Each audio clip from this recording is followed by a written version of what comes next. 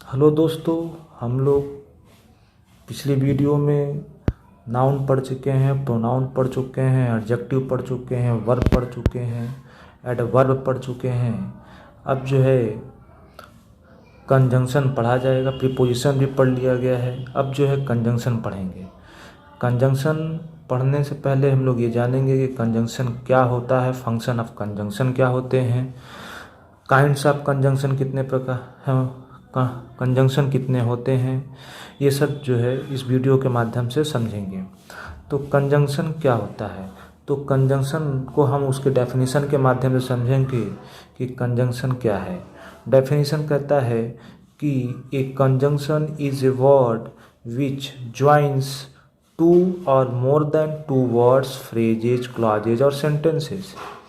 तो पहले हम लोग ये जान लें कि टू वर्ड्स तो सभी जानते हैं कि जो है पार्ट्स ऑफ स्पीच में हम लोग जो noun, pronoun, adjective, verb, adverb, preposition, conjunction, interjection पढ़ते हैं वो वर्ड्स के ही अंतर्गत आते हैं। तो वर्ड्स तो जानते हैं। बहुत सारे स्टूडेंट्स, विद्यार्थीगण ये नहीं जानते फ्रेजेस क्या होते हैं। तो फ्रेजेस जो होते हैं group of words which make sense but not complete sense is called phrase. Phrase जो है नाउन फ्रेज भी हो सकते हैं, एडजेक्टिव फ्रेज भी हो सकते हैं, वर्ब फ्रेज भी हो सकते हैं। तो इसी को हम फ्रेजेस कहते हैं। जैसे हम लोग फ्रेजियल वर्ब पढ़े हैं वो वर्ब फ्रेजेस ही कहलाते हैं। नाउन फ्रेज पढ़े हैं वो भी नाउन फ्रेज ही कहलाते हैं। क्लॉज क्या होते हैं, क्लॉज वो क्लॉज होते हैं आप लोग पढ़े होंगे जब सेंटेंस में पढ़ेंगे तो एक होता है कोऑर्डिनेटिंग क्लॉज, एक होता है सबऑर्डिनेटिंग क्लॉज। तो क्लॉज का मतलब अगर डेफिनेशन के माध्यम से समझे तो क्लॉज क्या होता है, group of words which make sense and which has subject and its own predicate is called clause. तो क्लास जो होते हैं बेसिकली जो है तीन प्रकार के होते हैं, noun class, adjective class and adverb class.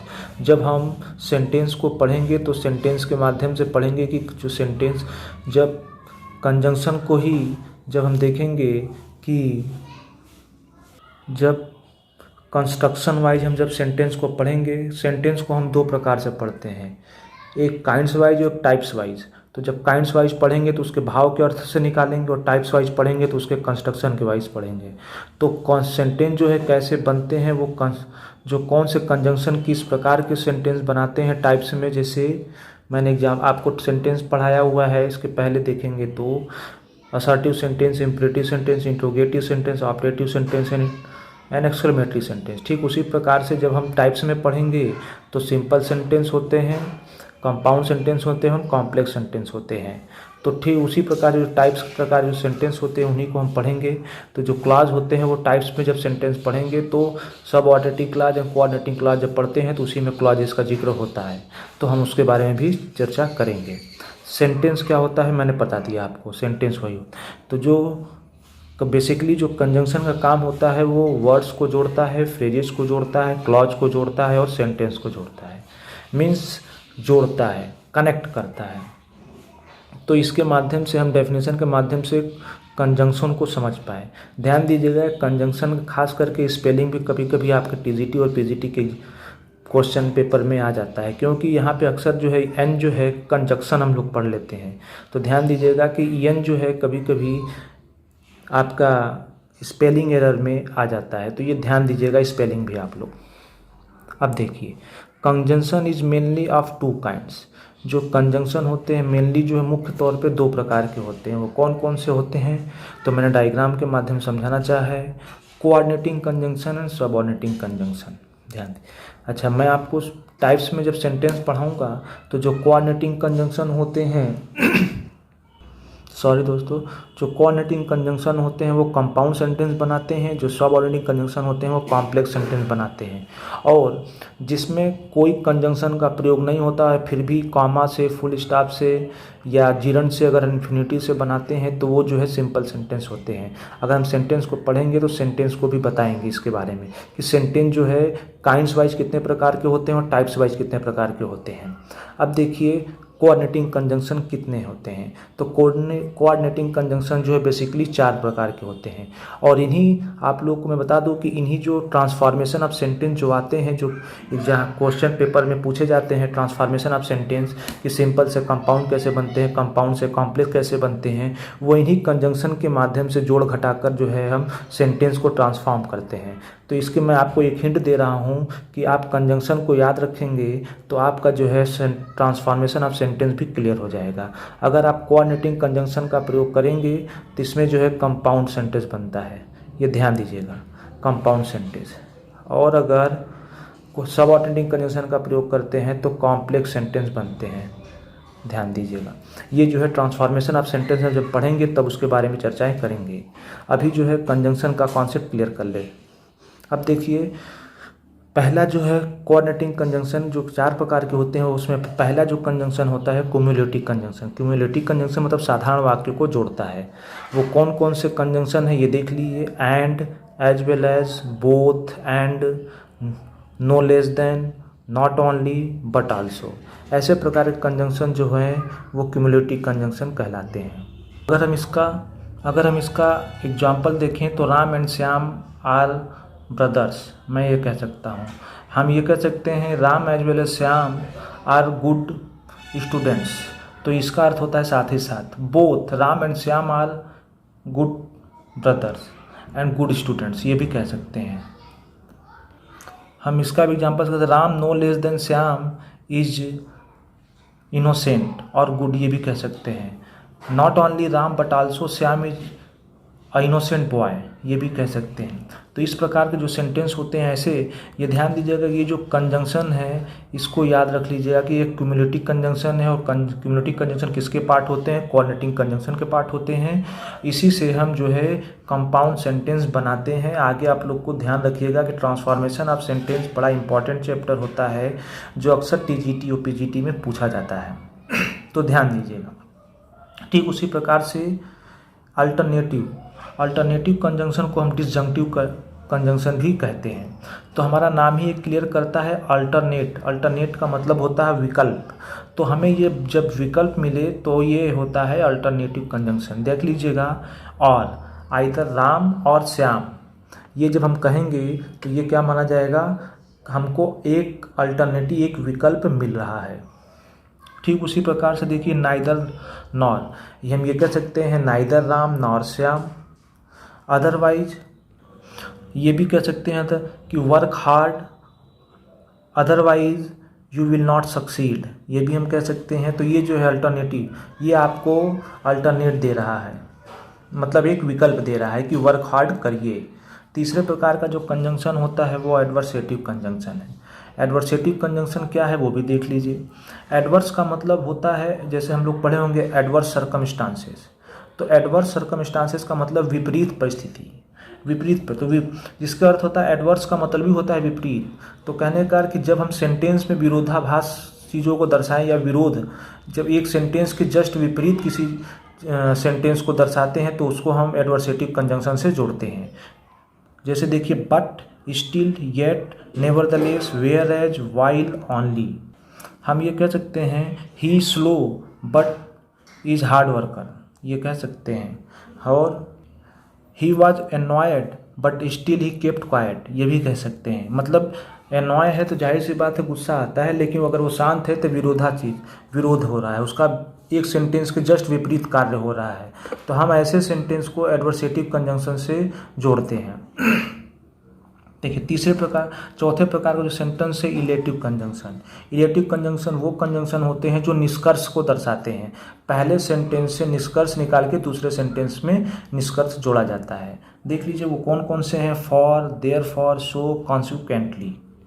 हम ये कह सकते हैं कि he will pass for he works hard, मतलब हम फॉर का मतलब इसलिए का अर्थ आता है, इसलिए he will pass, so he works hard, he will pass, ये हम कह सकते हैं।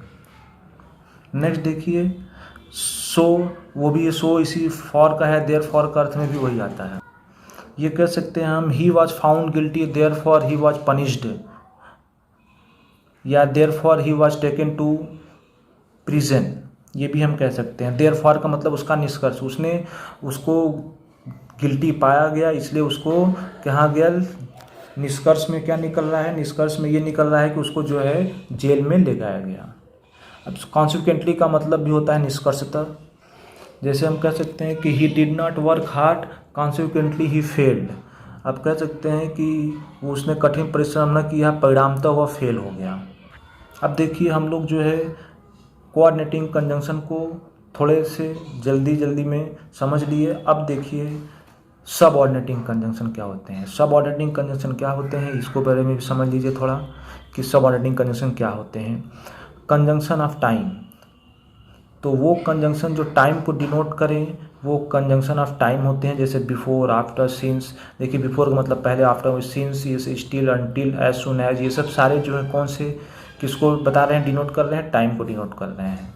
तो ये सब जो है किसके अंतर्गत आते हैं, कंजंक्शन ऑफ टाइम के अंतर्गत आते हैं। हम कह सकते हैं कि she died before he reached 90, she died और he died before he reached 90। तो 90 वर्ष से पहले या 60 वर्ष से पहले हम कह सकते हैं कि वो मर गया। तो बिफोर। आफ्टर का अर्थ भी वही होगा, सिंस का अर्थ भी। वो सिंस का प्रयोग मैंने इसके पहले सेंटेंस में बताया है जब प्रीपोजिशन पढ़ाया हुआ था कि सिंस एक कंजंक्शन भी है। अब देखिए हमने इसके पहले बताया था कि सिंस एक प्रीपोजिशन भी है, सिंस एक कंजंक्शन भी है। अब देखिए ये प्रीपोजिशन कब होता है, जब they have been playing since morning, वो सुबह से खेल रहे हैं, ये कंजंक्शन है। बट अगर हम इसको ऐसे बोलें, इस many things have happened since I सा यू, तब यहाँ पे जो है मैनी थिंग्स हैव हैपेंड ये एक सेंटेंस है, सिंस आई सा यू दूसरा सेंटेंस है। इन दोनों सेंटेंस को जोड़ कौन रहा है, कंजंक्शन ऑफ टाइम जोड़ रहा है। तो ऐसे जो सेंटेंस वो किस से जुड़ते हैं, कंजंक्शन ऑफ टाइम से जुड़ते हैं, जो टाइम को डिनोट करते हैं। अब देख लीजिए कंजंक्शन ऑफ कॉज और रीजन। कॉज और रीजन का मतलब किसी कारण को दर्शाए, बिकॉज, सिंस, एज। हम ये कह सकते हैं कि we love our parents because they love us. हम लोग अपने मदर को, माता को, पिता को लव करते हैं क्योंकि उन्होंने हमसे बड़े प्रेम से पाला पोसा है।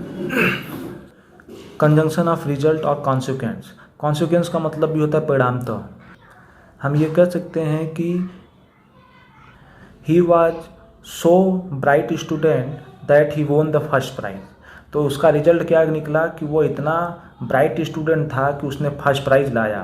तो ये उसका परिणाम निकल रहा है, कॉन्सिक्वेंट निकल रहा है, रिजल्ट निकल रहा है। क्या उसका ब्राइट स्टूडेंट होने का निष्कर्ष, उसका रिजल्ट क्या निकला कि उसने फर्स्ट प्राइज़ जीता। देखिए conjunction of purpose. Conjunction of purpose क्या होते हैं, so that, that, so that, lest, in order that.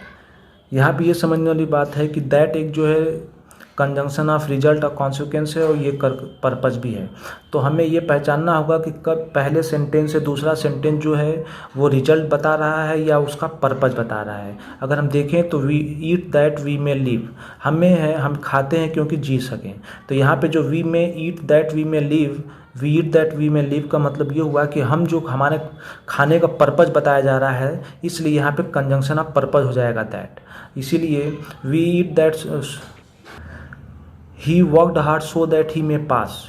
तो यहाँ पे जो है पर्पज बताया कि उसने वर्क हार्ड इसलिए किया ताकि वो पास हो सके। उसका पर्पज क्या था, पास हो सके, इसलिए उसने ही worked hard so that he may get first position in the class.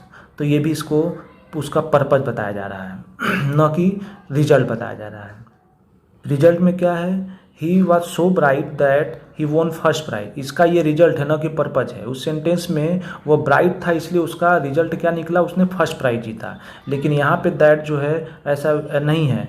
He we eat that we may live, हम लोग का खाने का पर्पज क्या है, जीना है। अब देखिए कंजंक्शन ऑफ कंडीशन। अच्छा, एक लिस्ट का आपको लिस्ट के बारे में मैं थोड़ा बता दूं कि लिस्ट का प्रयोग जब भी होता है उसके साथ शुड होता है। ध्यान दीजिएगा, walk careful walk careful लेस्ट you should fall.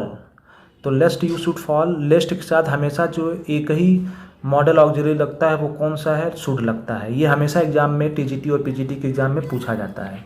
तो इसलिए आप लोग ध्यान रखिएगा कि लेस्ट के साथ हमेशा शुड का ही प्रयोग होता है और किसी भी मॉडल ऑक्सिलरी या कोई भी हेल्पिंग वर्ब का प्रयोग नहीं होता है। ध्यान दीजिएगा। Conjunction of condition. Conjunction of condition क्या होते हैं, वो कंजंक्शन जिसमें हमें कुछ शर्त निकले, वैसे कंजंक्शन को हम कंजंक्शन ऑफ कंडीशन कहते हैं। जैसे boss will dismiss us if you are late. अगर हम लोग लेट होंगे तो बॉस हम लोग को डिसमिस कर देंगे। तो यहाँ पे एक कंडीशन बन रहा है कि हम लोग लेट नहीं होंगे, अगर हम लोग ऐसा करेंगे तो डिसमिस हो जाएंगे। एज इफ का देखिए, he walks as if he were drunk.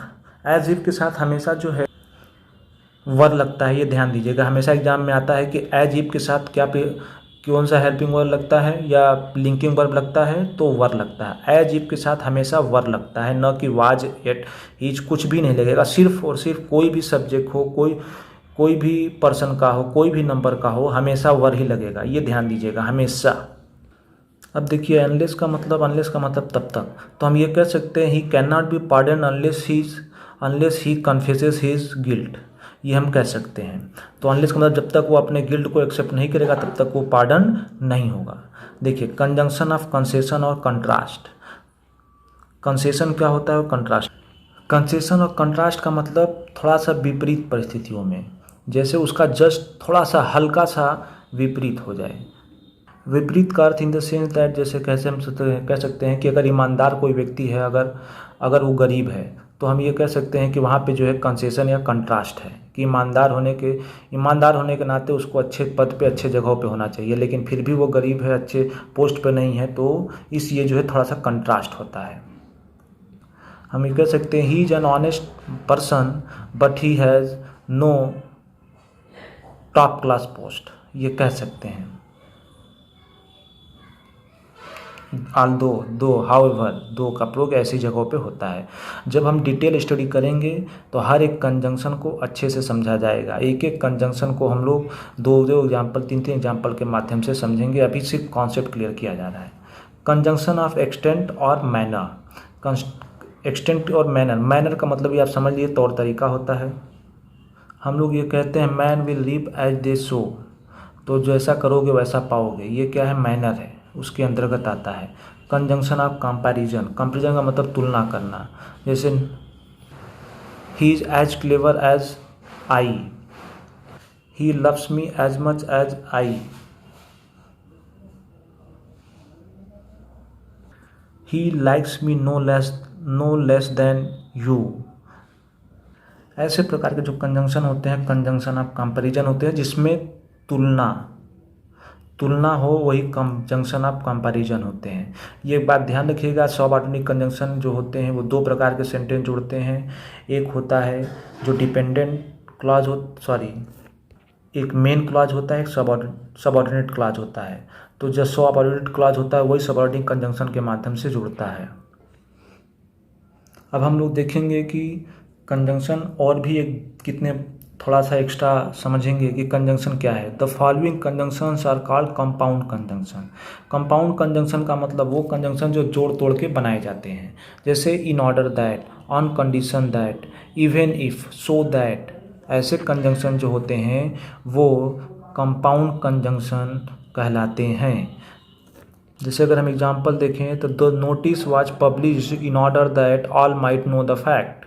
हम इसको जो है, इस नोटिस इसलिए पब्लिश हुआ ताकि सारे लोग वास्तविकता को जान सकें। हम लोग ये कह सकते हैं our parents will forgive us on condition that we do not repeat the same again.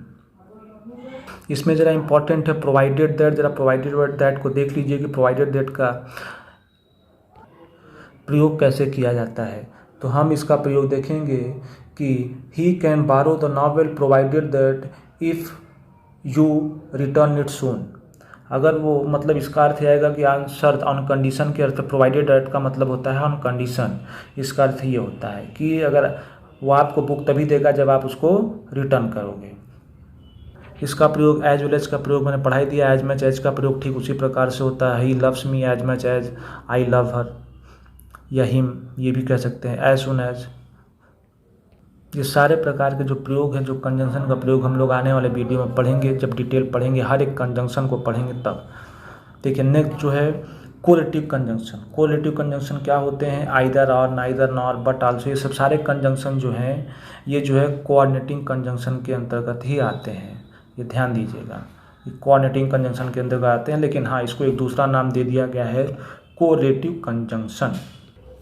आप लोग चाहें तो इसको जो है सारे कंजंक्शन जो है बुक में दिए रहते हैं, आप लोग चाहें तो इसका एग्जाम्पल भी आप सर्च कर सकते हैं। हर एक आप लोग अपना खुद से भी नोट्स बना सकते हैं, उसको समझ सकते हैं कि कौन सा कंजंक्शन किस प्रकार से प्रयोग किया जाता है, उसका किस अर्थ में प्रयोग किया जाता है। मैंने सिर्फ कॉन्सेप्ट क्लियर किया ताकि आपको कहीं कन्फ्यूजन ना हो सके कि कौन सा कोऑर्डिनेटिंग कंजंक्शन है, कौन सा सबऑर्डिनेटिंग कंजंक्शन है, उसके प्रकार कितने हैं।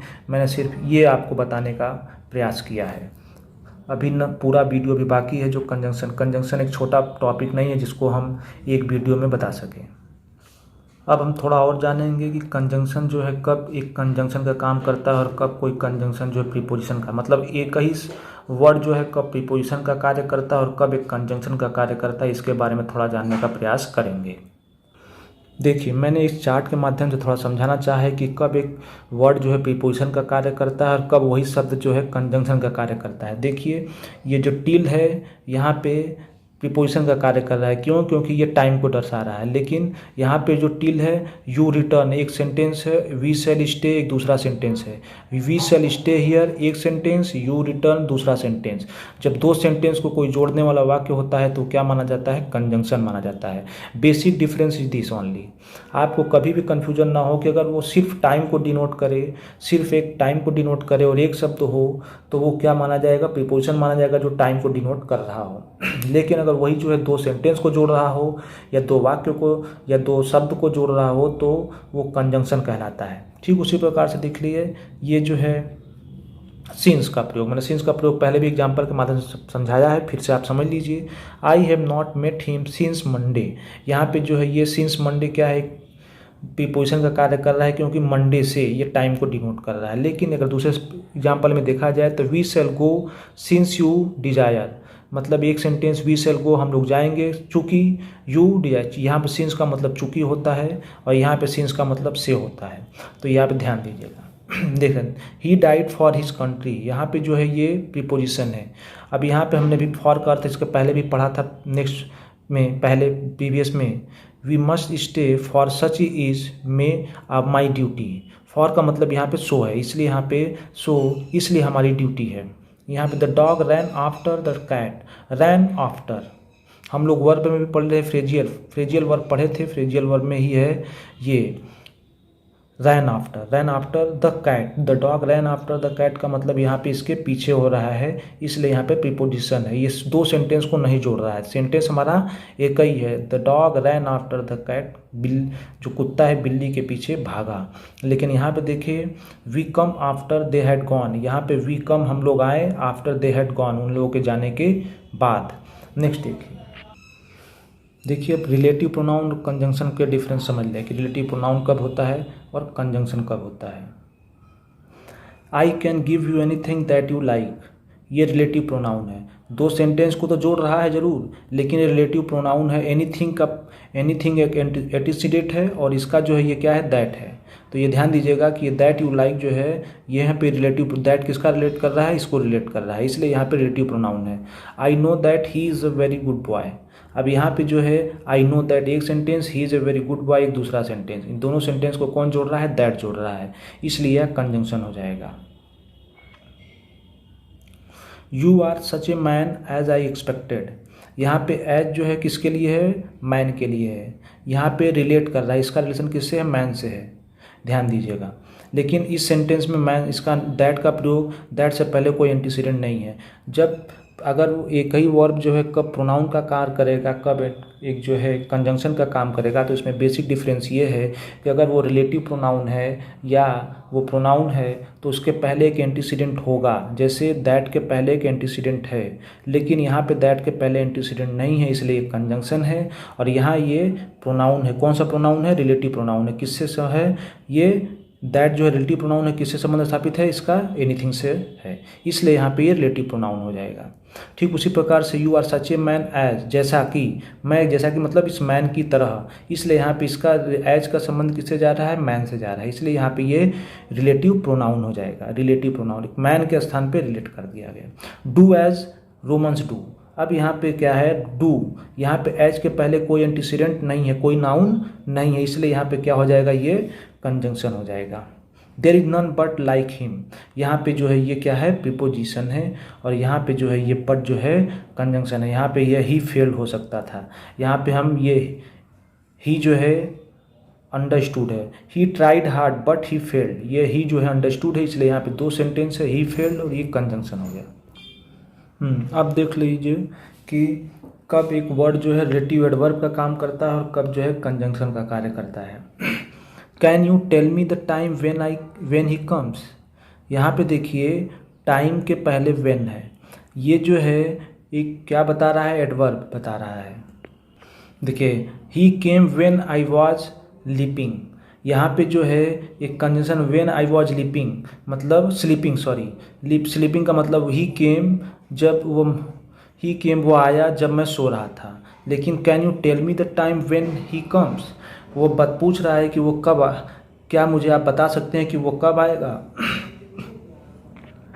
आप देख लीजिएगा कि रिलेटिव एडवर्ब का अर्थ जब क से आ रहा है, ये क से आ रहा है तो क्या हो जाएगा, ये रिलेटिव एडवर्ब माना जाएगा। देखिए this is the place, sorry क का नहीं ज का, यहाँ पे जो आ रहा है, this is the place where he lives, ये वही प्लेस है जहाँ वो रहता है। This is the reason why he failed, वो यही रीजन है जिसकी वजह से वो फेल हो गया। यहाँ पे कंजंक्शन देखिए, यहाँ पे दो सेंटेंस को जोड़ रहा है। यहाँ पे देखिए he came when I was sleeping, यह केम आई वॉज स्लीपिंग, ये दूसरा सेंटेंस है। इसके बाद में भी मैं एक अलग से वीडियो बना दूंगा जिसके माध्यम से आपको हर एक जो है डिफरेंस जो है, रिलेटिव प्रोनाउन क्या होते हैं, रिलेटिव एडवर्ब क्या होते हैं। कभी कभी आप लोग देखेंगे कि रिलेटिव प्रोनाउन में भी कहीं फ़र्क हो जाते हैं कि कब हम रिलेटिव एडवर्ब माने, कब इसको हम रिलेटिव प्रोनाउन माने, कब इसको कंजंक्शन माने।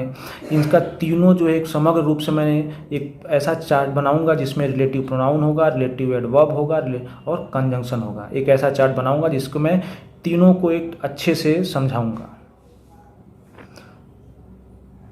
अच्छा, इसके बाद में हम और भी कुछ चीज़ों पे चर्चा करेंगे, लेकिन इसके अगले नेक्स्ट वीडियो में। तब तक आप लोग जो है इसको रिवाइज करिए और इसको समझने का प्रयास करिए। बाकी जो हो आप लोग बुक के माध्यम से किसी का हेल्प ले सकते हैं।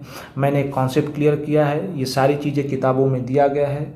आप जो है किताब भी ले सकते हैं, किताब से हर एक एग्जाम्पल को अच्छे से समझिए। जो कन्फ्यूजन हो आप कमेंट करके भी पूछ सकते हैं। Thanks a lot for that. आप लोग अगर वीडियो अच्छा लगे तो बिल्कुल सब्सक्राइब एंड शेयर ज़रूर करें।